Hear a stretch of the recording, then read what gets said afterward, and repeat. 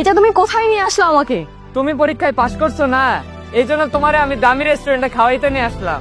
কিন্তু এটা তো অনেক বড় রেস্টুরেন্ট, অনেকগুলো টাকা লাগবে। তোমার জামাই রিক্সা চালাই দেখে কি এখানে খাওয়াতে পারবে না? এখন আমি তোমারে খাওয়াইতেছি, তুমি যখন ইনকাম করবা তখন তুমি আমারে খাওয়াইও। পাগল একটা। ঠিক আছে চলো।